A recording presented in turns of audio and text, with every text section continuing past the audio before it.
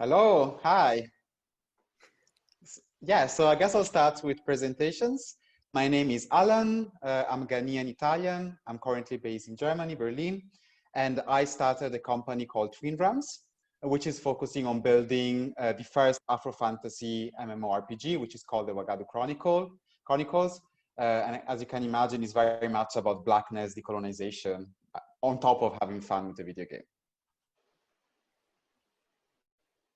Awesome. All right, I think I'm next, letter D. Letter D. Cool. Hello, everyone. Thank you so much for this. I'm David from the Philippines. I'm a map maker, but I don't make so much maps anymore because I need to finish a PhD. But what I can say is I love playing games, especially the turn-based ones like Civ. I've been playing it for a decade or more. And my interest in decolonization is that cartography is fundamentally colonial. Its source, its foundation, its history, even right now in the digital age. So I'm trying to write about that, how I am part of that system too, as a map maker, my training included. So I hope I can confess some of those secrets and enlighten everyone, or at least share a little bit I know about how we can at least do something about it. Cool. Okay, I think that's me. Hi everyone, my name is Ika, ICA. I'm currently working out of my balcony here in Manila in the Philippines. Although there's a typhoon coming in a few hours, so if I start moving around because of the strong winds, and you know why. I don't work in the games industry, although I do love games. I am an urban planner and development worker, so I work mostly in areas where there's armed conflict in Southeast Asia. Currently working on my PhD in a colonial country, although I am physically in the Philippines because of COVID. So I'm really looking forward to having this conversation with you guys, given that it's such a huge buzzword across different industries. And I think it needs to be discussed in a way that is a bit more critical. By the way, there's no word for decolonization in my home language, so even that is something to be unpacked. My confession is that I do have several games which I designed which have not been made live, although our common friend has played it. It's a card game. So hopefully after this conversation, I'll get some inspiration to finally release it. That'll be amazing. Hi, everyone.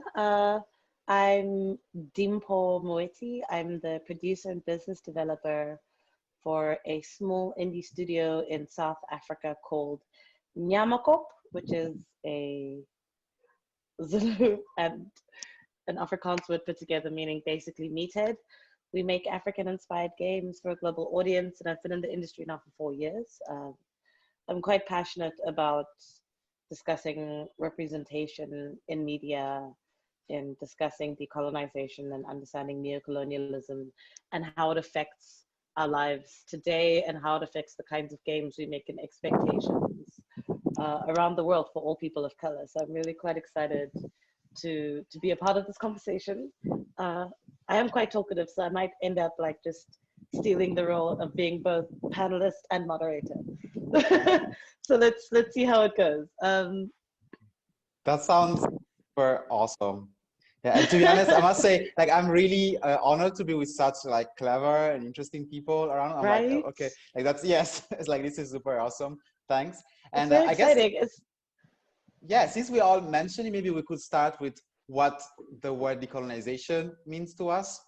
And we can kick off kind of like with my impression, because I think there's already a lot around just the terminology, like how we use the word.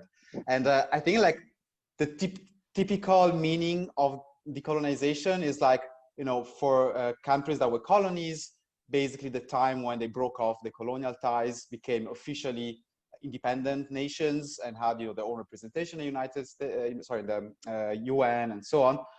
But I think we all know that this is not, it's not as simple as this. It's not like overnight, you know, when they changed the flags, they became truly independent. You know, you had like centuries of economic system, school system, even their infrastructure, where the roads and the railways, but everything was built to drain resources and to oppress people and cultures into, you know, the motherlands, which were the colonial powers. Exactly.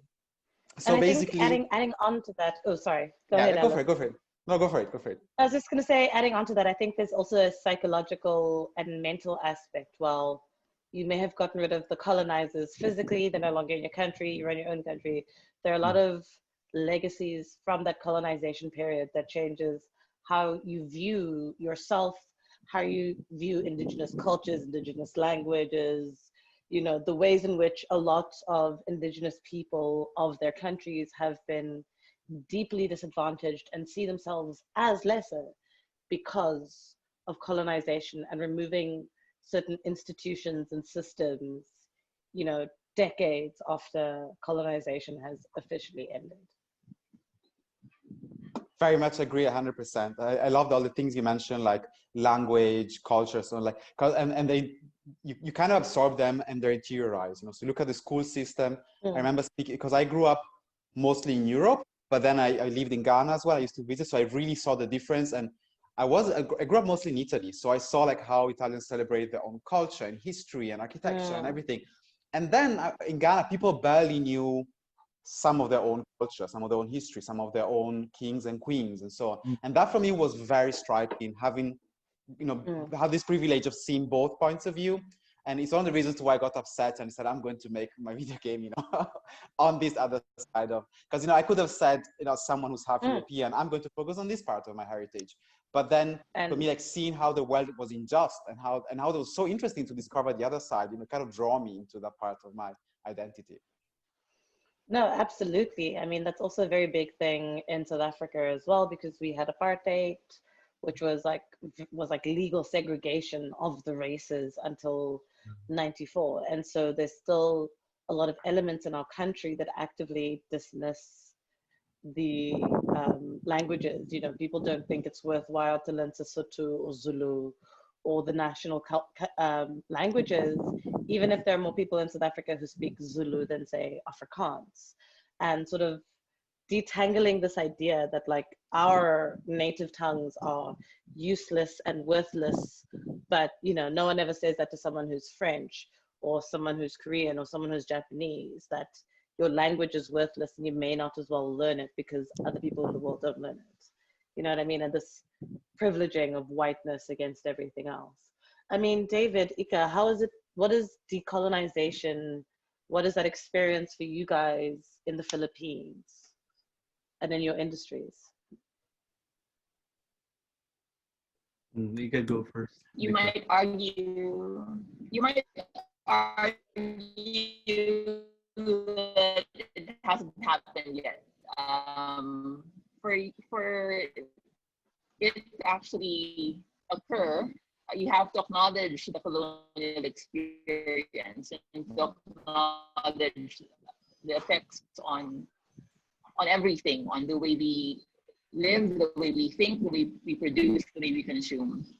And you might argue that the first step, which is to live our lives, making decisions across industries, it's invisible almost. And so, for example, the fact that we are speaking in English, choosing it as a lingua franca, is something which is taken for granted. So, to be fair, there have been attempts across, I guess, in the last 40, 50 years for gradual decolonization.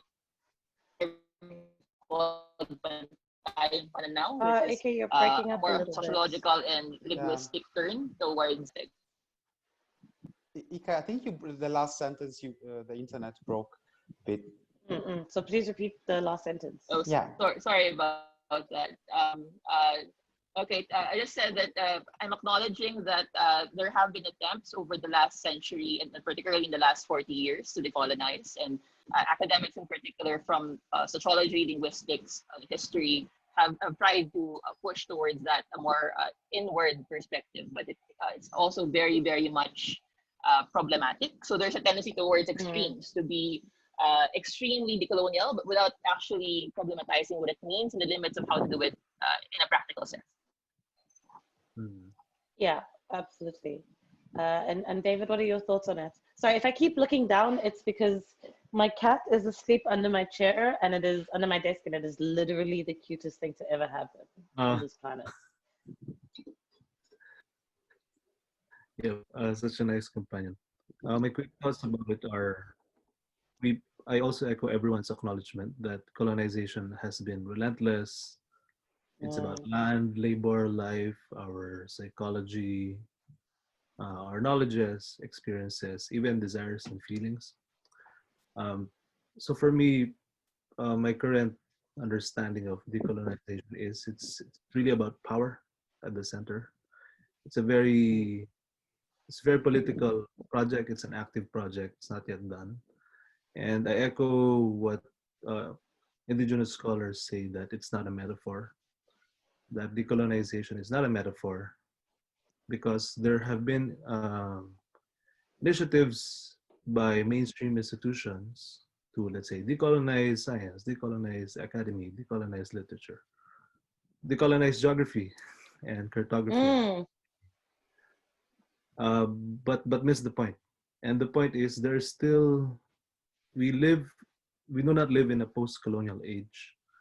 We live in a recolonizing age. It's not even post-colonial. It's like a neo-colonial age. It feels like there's a new form of colonialism. Absolutely. Yeah. Are probably old and new at the same time, manifests in, let's say, in the digital. So I really echo, I'll give an example. Here in Aotearoa, New Zealand, it's technically a colony of the UK. There's still a treaty between the British Crown and the Maori chiefs. Or the US is another settler colony with treaties too, but they hold actual colonies in the Pacific, let's say. They seized the Kingdom of Hawaii from the Queen in the turn of the century, at the same time when they were buying the Philippines from the Spanish Empire for $20 million. So yeah, I think, as well as the Puerto Ricans not actually being a part of the United States and being a protectorate. True. So I think I need to put that front and center. So I'll put that front and center, that decolonization is not a metaphor, and this is not an idea from me. I echo what the native and indigenous scholars say, that it's about the dismantling even of, let's say, settler states and abolition of those institutions. Because again, if we don't do that, let's say you go to Canada or here in Aotearoa, New Zealand, the hearings are still going on. The land is still in the hands of colonizers, and that's a very important in South Africa as well to make. Yeah, so that's what it means for me too. It's about the return of the power to us, the natives and indigenous peoples. I think that's an interesting topic, because it feels to me like they're kind of all connected in a spectrum. Like you have the actual, physical people like sitting on your land that you need them to actually walk away for you to be able to walk freely in your own land. And then there's a whole spectrum, because even if you achieve that, that might not be enough, because there might be so much like culturally, education and so on, and the things that, for instance, Deepo was mentioning as well, around how you perceive your own culture, and which are part of the whole decolonization. And I have this feeling that when you look at it, there's just so many steps. It feels like nowhere is decolonized yet. Like that's how it feels as well. Still all in the process of trying to decolonize. The emphasis is on anti-colonial work, not just decolonial, but to be anti-colonial, or at least to try to do that. Yeah, right. I think, to try and be anti-colonial, but I think it's also, it's quite a complex, it feels like a web of just complexity, right? Because I think for previously colonized nations, while you may have been able to like politically have gotten rid of the colonizers or the oppressors, economically there's still a lot of power that previously colonizing nations still hold. And so that creates a very strange dynamic.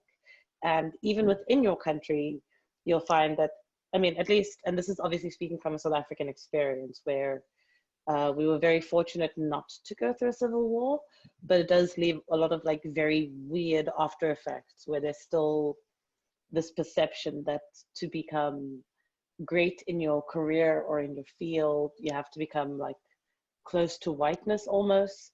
And for my generation, when we were growing up and we were sort of just born at the end of apartheid, there was this push for us to not speak our languages, our home languages, and only speak English and only learn Afrikaans, almost to give us an edge in the workplace, because the assumption was that that would be the only way to succeed would be to assimilate towards whiteness. And sort of how that's, and like this kind of leads to the next question, which is like, how do you think culture or the idea of decolonization or neocolonialism affects our everyday lives and the way we perceive ourselves and our cultures? You were talking a lot about language, right? And it's something which is very, very palpable for us.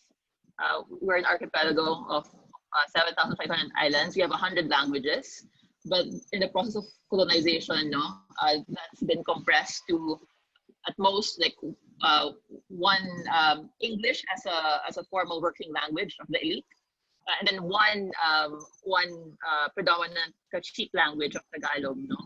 Therefore, erasing so much of the richness and culture, and everything else of the lived experience of other people. So, concretely in our work, in the areas we work in, part of the actual decolonizing process is the work of helping those communities, assert their right to self-determination, politically, culturally, and even setting up more stronger forms of self-governance. So definitely, it's as David said, it's not just a conceptual thing; it's something very real and needs to be practiced. It's hard, pretty, pretty hard. Yeah, it's quite hard. That's actually pretty incredible. I mean, I think what's interesting about thinking about culture is just how much culture through colonialization has been lost and how much division is sown into various indigenous tribes, especially in Africa, through privileging one over another by colonial powers, and how much of a deep impact that has. I mean, even here in South Africa, a big thing for us is that, we still have our languages, we still have a lot of our cultural stories and histories and behaviors, but a lot of it is also very tied to Christianity and how that's impacted the way our cultures grew and changed, as well as looking at how much discord was sown in and amongst the different cultures by, governments privileging one and giving one money and weapons over another, or giving one better land, and just that constant keeping of people divided. And I still see that to this day. I mean, as a Sesotho person, I constantly make fun of like people from other tribes in my own country, because we're just that used to the competition and divisions within, and sort of seeing it reproduced in like more serious ways.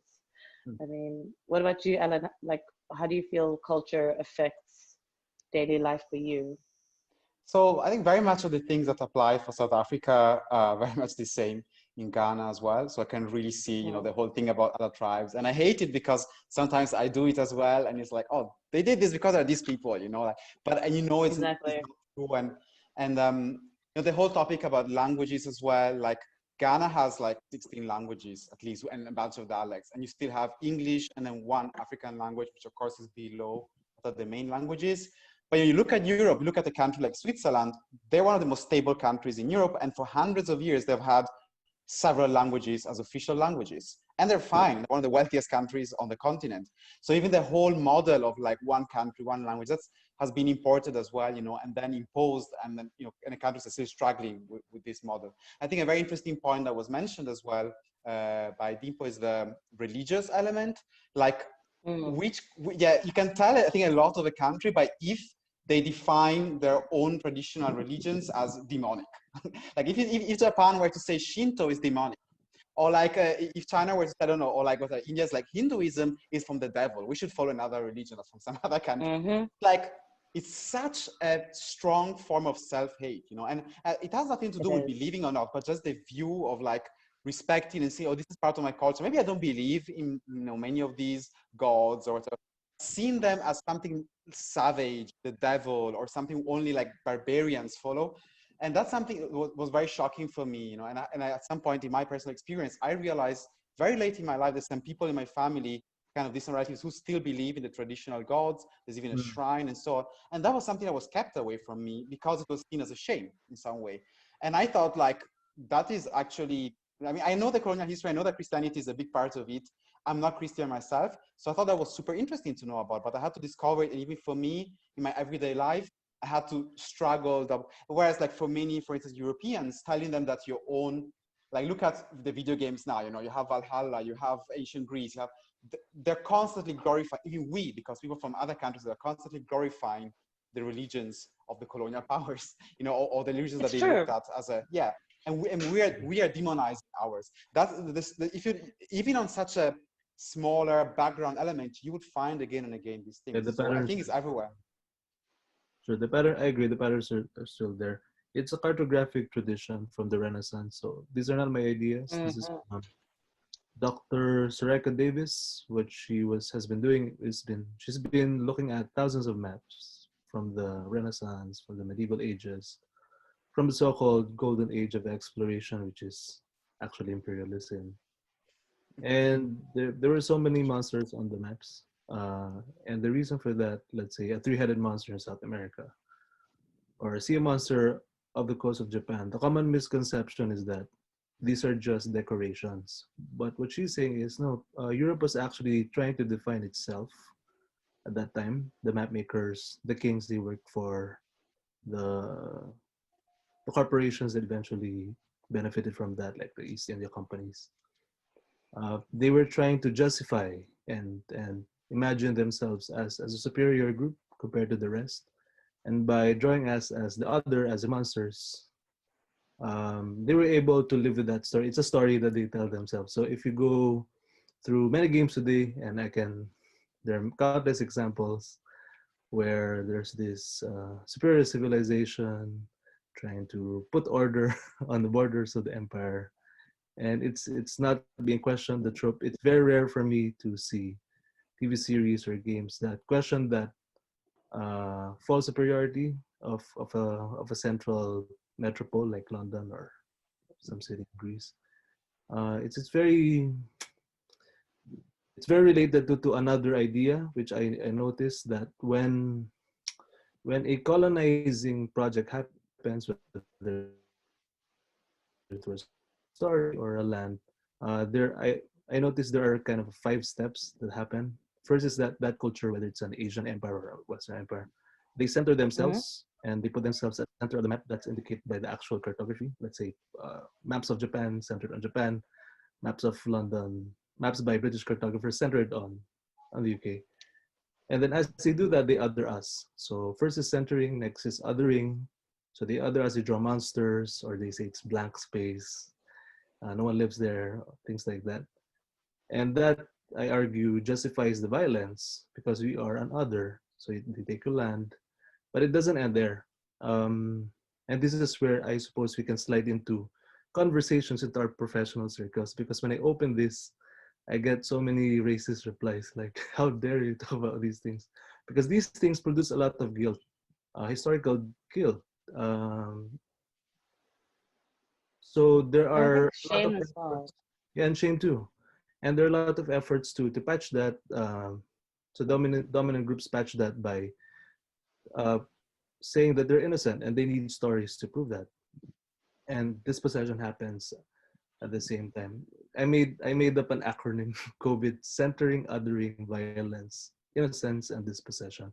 And for me, that's just a heuristic I use, whether I'm in a conversation or reading a journal article, because I really notice it today, even in the geospatial industry.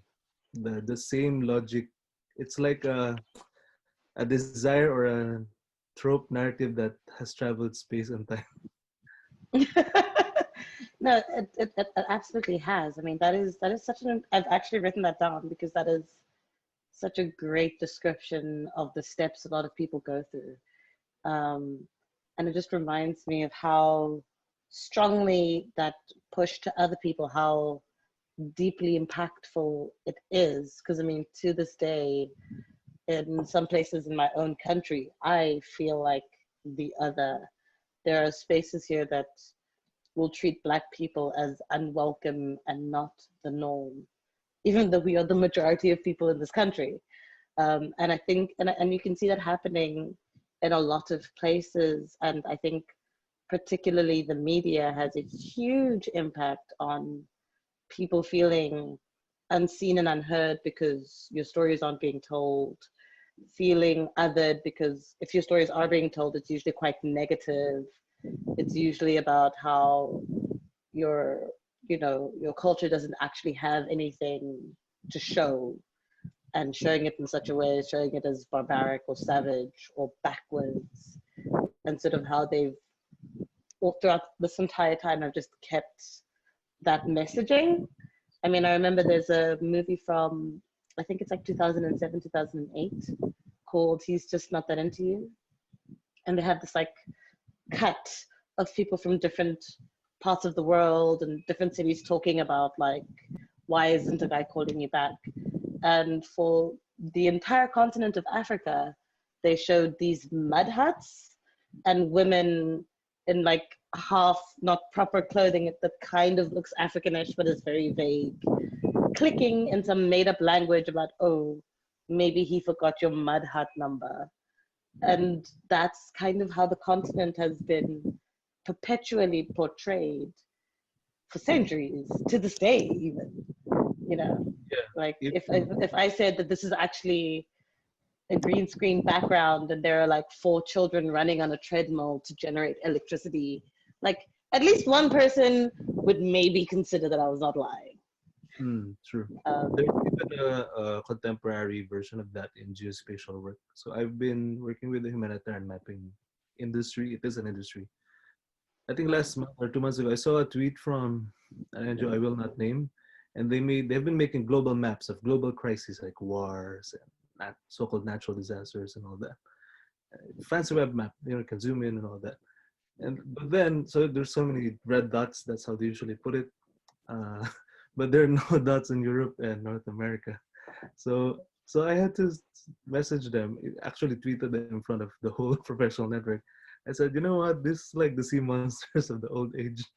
I'm not so sure if Europe has no conflict problems inside your borders, or the US, even the US. Imagine that. Yeah. So it's a constant repainting, reimagining, reproducing an image of the other. And this is Edward Said's work about Orientalism. That the West, or the dominant culture, always imagines, conjures up an image of an other, whether that other is a backward civilization, or even there's even a concept called the noble savage, where they swing it to the other side, where they idealize us too much. Like these people live in nature, which is also a misunderstanding. So yeah, it's still very strong. And sometimes I feel and think that these desires have been really built into us through our education and the books we read and movies we watched. 100%. I mean, I was actually about to ask, how do you think like history and achievements for indigenous cultures or non-Western cultures have been portrayed in the mainstream media? Maybe Allan, do you wanna start with this one, and then I'll let everyone speak, and then I'm gonna like rant for 10 minutes. I have feelings. I think in general, like, you know, going back to the whole topic of representation in media and so achievements, it's all related, right? And I agree, like starting from maps, and I think it's really awesome that David has been championing this topic, because I myself, like when I discovered like the Gauss-Peters projection versus the Mescatori projection, and then I was like, wait, Africa is like bigger than huge. it's like exactly like Yeah. tons of other, like literally Europe several times, and so you see like, and North America like seems so big, and you realize, oh wait, actually Congo is the big one. You know, it's like there's all of these, and it's just so powerful, so powerful. And so of course in other fields as well, which reflects in gaming too. But you see it in movies. Like, you know, now I'm working on a game which is a sort of a fantasy depiction based on many African cultures. And so we do a lot of research. And for me, I realized like first of all, in fiction, there's almost nothing to look at. So if you're making like a Euro fantasy game, you have the Lord of the Rings, you have like so much stuff that is like even made up stuff, like real stuff, made up documentaries and so on. But when you're working on like an Afro fantasy game, there's very little stuff. And often it's like, even when you look at documentaries or papers, they're very much from the like colonial gaze, to the point that, and I'm not joking, a lot of the most interesting sources I've read were colonial explorers of the 19th century, which were literally saying, oh, black people are ugly and savages. But because there's so little information, I had to dig into those. And I did find some cool art and some interesting depictions and some information stuff I needed. But I had to literally go through the torture of reading about these people, late 19th century. Sorry to hear that's so, it's a common experience. It's hard to articulate. It's kind of a trauma. Then when you go to archives and you read old anthropologists' work, there was a time when I stopped reading maps, I think last year. So I said, this is so hurtful. I feel it, because it's like we're human beings, and you know, being told horrible things hurt. It's like, why should we deny it? You know, and you can try to be tough and so on, but you know, it's not good for our mental health. And the fact that we need more representation, more material, like in media as well, for us to get away from having to even go to look at those things. Like, we shouldn't be doing that anymore. Absolutely. So, and that is like something as a gaming industry as well, like we're not there yet. So I remember like when I did a research a few years ago, like into which games quote Africa, for instance, and most of the things I found were either animals, so like safari hunting games, which I think is interesting because it fits a bit to, again, the whole topic of Africa, I think in Latin the word was terra nullius, so like no man's land, right? So it's like just the heart of darkness. Heart of animals, darkness, right? Mud Savages, yes. Or it was like wild people, like Resident Evil, was it 5, I think? The one that was set in East Africa, where like everybody was murderers, zombies, but they made, whereas compared to normal zombies, they made them very African look. So they were almost normal African people, but zombies and angry. Because it's kind of easy. If you put black people angry, it's kind of zombies already. The thinking was, and so it's really, we really need to work harder. It's happening, but I very much agree that in representation we have that problem. True. One last story before I forget about Terra Nullius last year, and I've shared these findings with the whole community. I've been studying cartographers, including myself, through ethnography. My justification is, you know, ethnographers and cartographers, anthropologists, geographers, they're twins, and they use that kind of production of geographic knowledge and societal knowledge. It's harmful for us. So I applied the same methods on the map makers and ethnography, not of tribes, but of map makers. So I went around the world last year and went to different mapping hackathons, and I heard Terra Nullius. Let's say we were mapping an island, etc. The participant was, oh, there's nothing there. But there's forests there, and there are peoples there. Or I went to London, and that was the same statement by the humanitarian project manager. Who said, oh, please help this country in Africa because there's nothing there. So I'm like, this was in UCL, in Bloomsbury near Darwin's, and you know the eugenicists, and the British Museum was nearby. So I said the ideas live even in, not in games, but actual projects right now. Even Amazon made a documentary. 3 months ago, they made a documentary about us, the Filipino map makers. And they did that. They sent 3 white guys, like, tropical country, lots of volcanoes, we're gonna save them. Then they marginalized the Filipino map makers. And then at the end of the video, they said something like, it's a 10-minute video with the chief technology officer of Amazon, because they're doing the mapping. Something like, in the medieval times, there were monsters on the maps and people in the dark. So we complained and we protested, and they took it down. Good. Well I'm done. glad they took it down. Well Because done. I mean, it happens all the time. The tropes. And I think, yeah, especially the trope of white saviorism, that they're going to come to, you know, your country and fix the problems for you, and not realizing the devastating impact that can have, and how kind of selfish it is. I mean, a lot of the way I've been watching the media lately has made me very keenly aware of who the story is centered around, Yeah. and how even in moments where they're trying to tell stories of queer people or indigenous people, they can't help but make it about themselves or add in an unnecessary white man into the story to make him seem like the hero. And just how deeply damaging that is. I mean, the first time I saw my culture represented positively and futuristically is literally in Black Panther, which is wild, you know, and it's not even the entirety of my culture, it's just one element. And once I started thinking about that, I started to just really pay attention to the kinds of narratives that people of color all over are fed, you know, especially when it comes from the West. And it's usually, we need their help. We are, oh, is it my internet's turn to mess out? There we go. We need their help, or they're coming to explore and to teach us civility, and how those old colonial ideas are still caked in, and how, or we're exotic and we're going to go save some boring white man's life by being an exotic other. Or, you know, it's all about how painful it is and how terrible it is to be a Black person in the United States, or to be an Asian person in the United States. Or it's always these like very intense, unpleasant, and hopeless stories.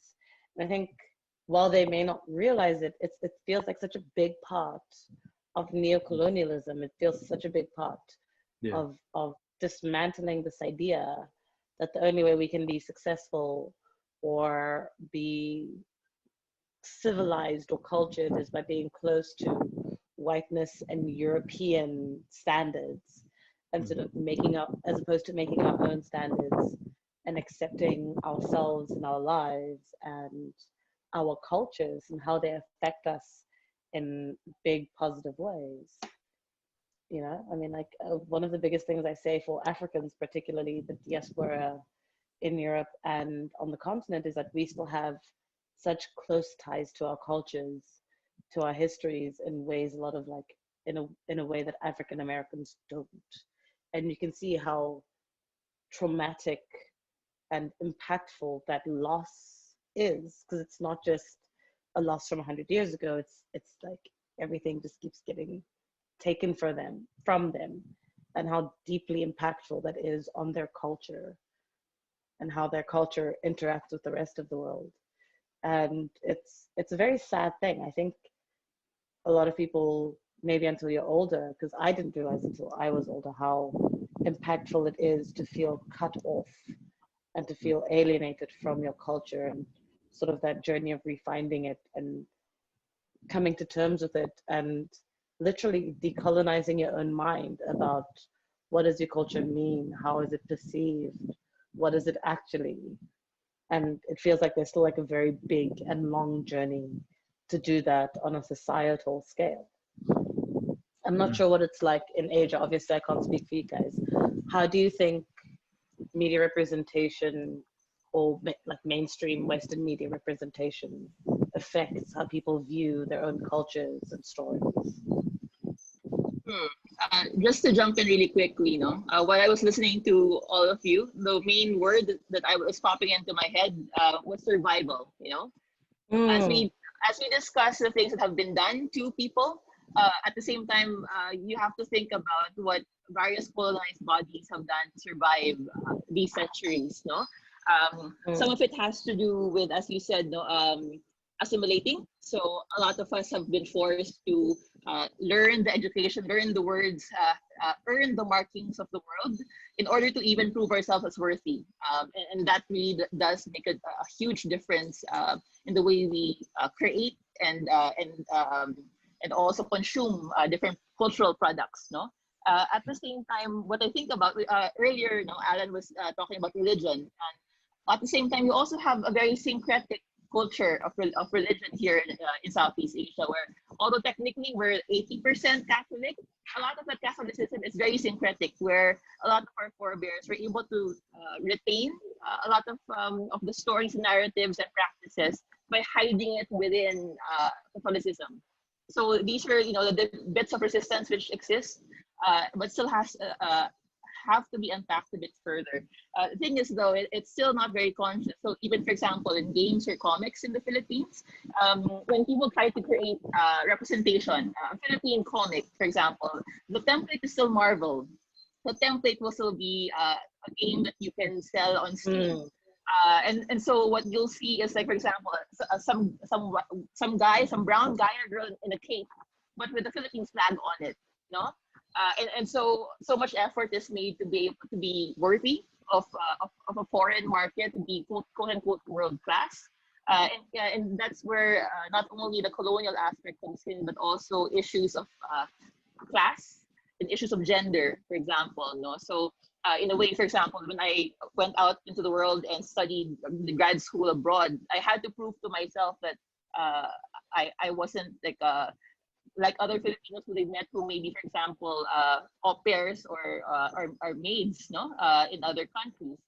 When I was 16, I went on an exchange trip to Japan, who was also one of our colonizers. And at the end of it, my teacher, I was high school, cried and apologized to me because he said I was the first Filipina he had ever met who was not a prostitute. Wow. And this comes from the history of the 90s, where many women from the Philippines went to Japan to dance in bars and in the sex trade. So from a very young age, I wasn't even 18, no? That was very clear to me that I was carrying that burden of what people saw my culture to be, in order to be better, but by whose metrics, by whose terms? Yeah, that's so. I felt it very deeply.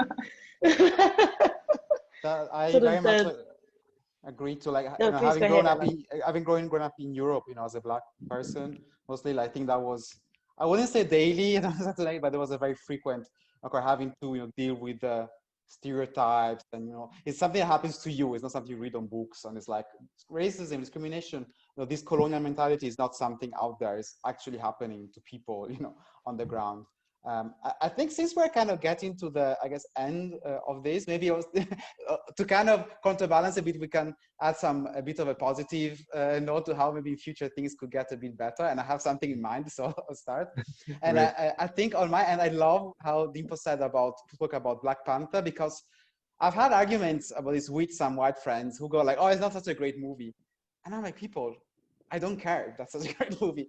It's just that the fact, the representation that's there, the empowerment that is happening, the fact that Hollywood even, it took them years and they had to argue about this, but like they actually decided, hey, we are doing this and we're going to invest so much money, so many millions of dollars into this, is a change. So we're definitely not there yet. We're not at the level of, decolonization is a process. We're very far from that. But to me, these are some baby steps that there's something really happening. And even in gaming specifically, and in my instance, I can see, we went to Kickstarter recently, ended it last month, and we got enough backing to actually succeed for a game that is like only with Black characters, inspired by Black and African mythology.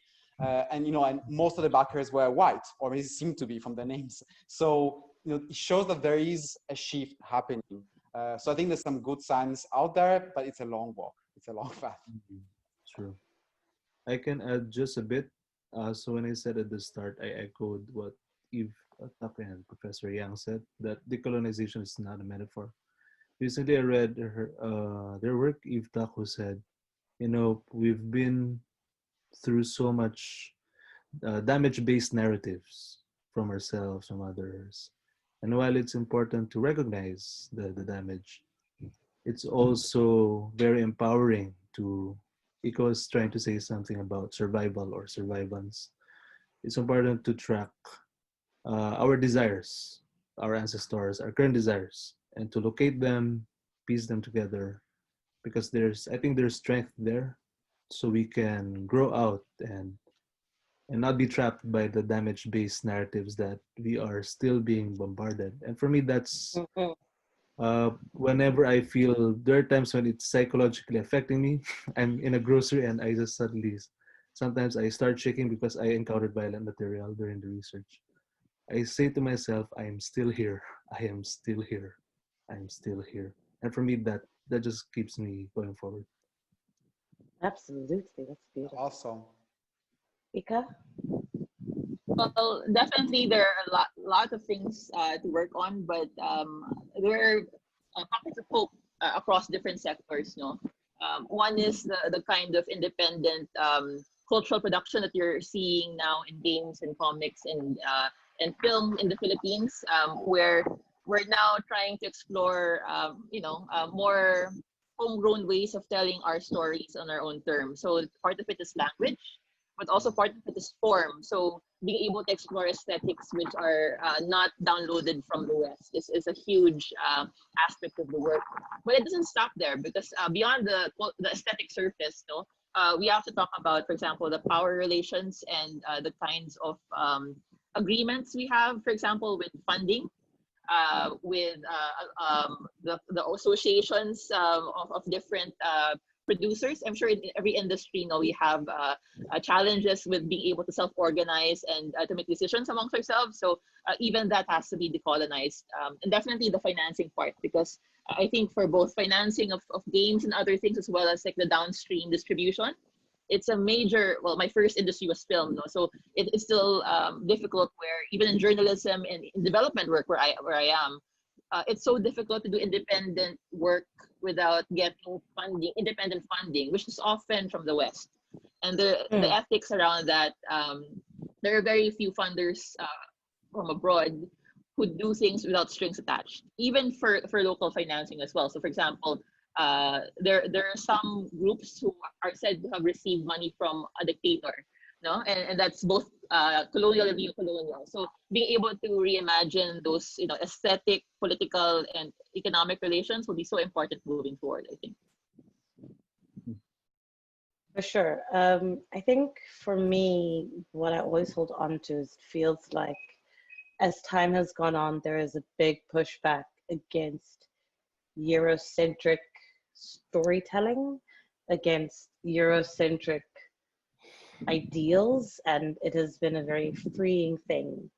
While the internet is usually a waking nightmare from which there is no escape, I've definitely found spaces where it feels like a big part of being revolutionary and discussing these things is finding that love and pride and joy for yourself as you are. And it feels like a slow movement to decoupling our worth as people of color from our proximity or our closeness to whiteness, and just being able to accept and love ourselves and actively finding out more about our cultures and our histories and falling in love with who we really are. And I think it's one of the most exciting things to happen in the last 10 years. And I think a part of that is Black Panther, and just is kind of almost that vindication of knowing that not only do we want to be telling our stories, but our stories want to be heard.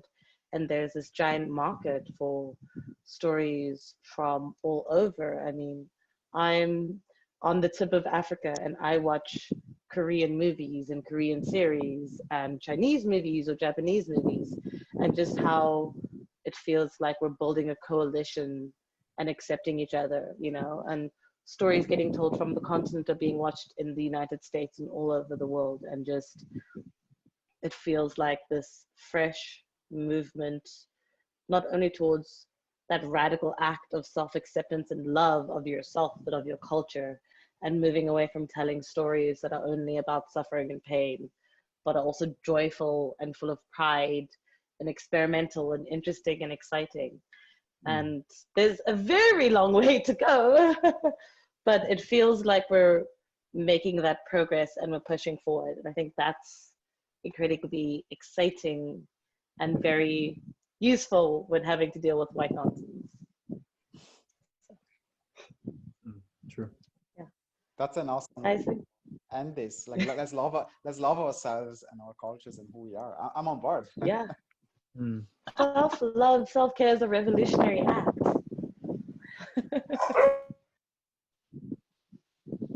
Guys, thank you so much. This has been incredible. I'm really so blessed to have been on a panel with you all.